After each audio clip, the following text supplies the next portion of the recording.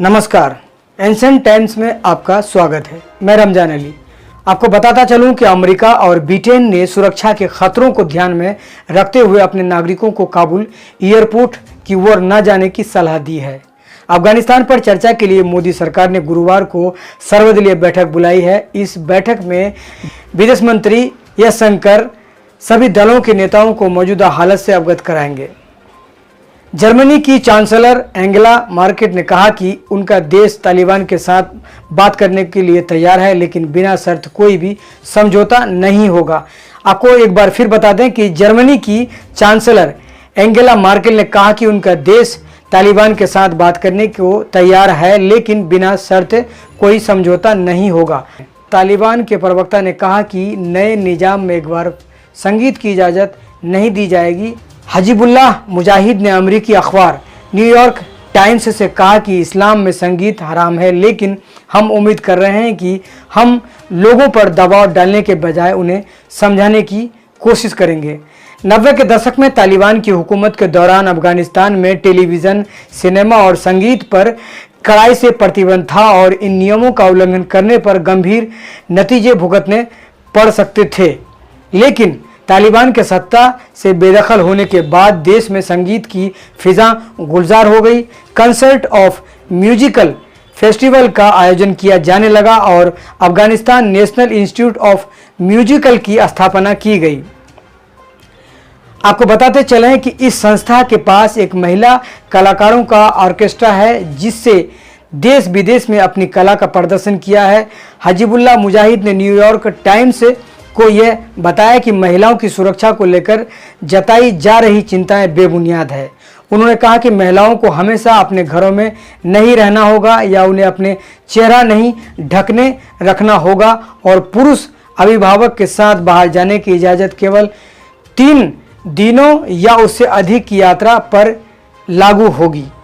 तो ये सबसे बड़ी बात है। और आपको बताते चलें कि क्योंकि ख़ास कर आज के बारे में उन्होंने कहा कि महिलाएं आखिरकार रोज़मर्रा की अपनी आम जिंदगी में लौट सकेंगी। मंगलवार को हजीबुल्लाह मुजाहिद ने महिलाओं को आगाह करते हुए कहा कि जब तक कि उनकी सुरक्षा का पूरा इंतजाम नहीं हो जाए उन्हें अपने घरों की 4 दीवारियों के भीतर ही रहना चाहिए, क्योंकि कुछ तालिबान लड़ाकों इस बात की ट्रेनिंग नहीं है कि वह महिलाओं को नुकसान पहुंचाए ना पहुंचाए या उन्हें परेशान करे।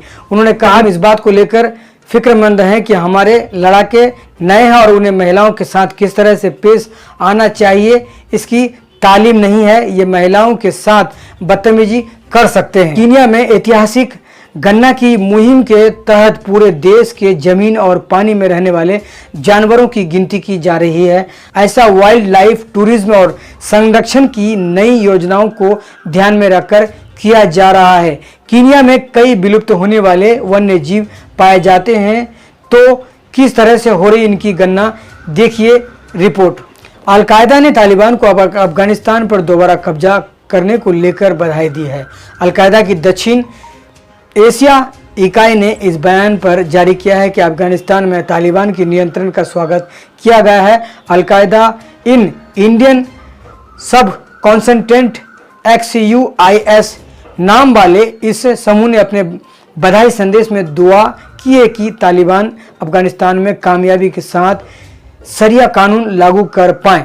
उर्दू भाषा में लिखे इस बयान को अलकायदा समर्थन करने वाले एक चैनल ने मैसेजिंग ऐप टेलीग्राम पर 23 अगस्त को शेयर किया था। इस समय पाक अफगानिस्तान सीमा पर स्थित स्पिन बुलडॉग क्रॉसिंग पर हूं और सामान्य रूप से ये सीमा पर स्थित है। सबसे ज़्यादा व्यस्त मार्गों में गिना जाता है, लेकिन यहाँ हजारों लोग सीमा पार करने की कोशिश कर रहे हैं। कुछ शरणार्थियों ने बताया कि वह व्यापार प्रभावित होने की वजह से अफगानिस्तान छोड़कर जा रहे हैं। कुछ लोगों ने बताया कि वे छात्र थे और तालिबान के शासन में अपनी पढ़ाई को लेकर चिंतित थे, लेकिन उत्तरी जिलों से आने वाले कई लोगों ने बताया कि वह भाग रहे हैं क्योंकि अफगानिस्तान में उनकी जान को खतरा है। कई लोगों के पाकिस्तान में दोस्त और परिवार और रिश्तेदार हैं। कुछ लोगों के यहाँ पर मकान भी हैं। ऐसे में कई बार सीमा पार करने के बाद वे लोग अलग अलग शहरों में चले जाएंगे। यहाँ पर हमारी मुलाकात कहते हैं, रिपोर्टर कहते हैं कि यहाँ पर हमारी मुलाकात अफगानिस्तान के एक पूर्व सैनिक के बेटे से हुई। उन्होंने कहा कि तालिबान माफ़ी देने वाला वादा किया, लेकिन वह जोखिम उठाने को तैयार नहीं है। अल्पसंख्यक समुदाय के हजारा के कुछ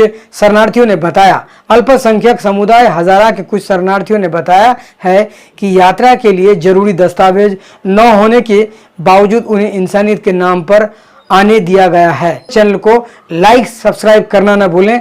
एंशिएंट टाइम्स सबसे आगे सबसे तेज टाइम्स। इसी के साथ अपनी बातों को विराम देता हूं। नमस्कार, जय हिंद।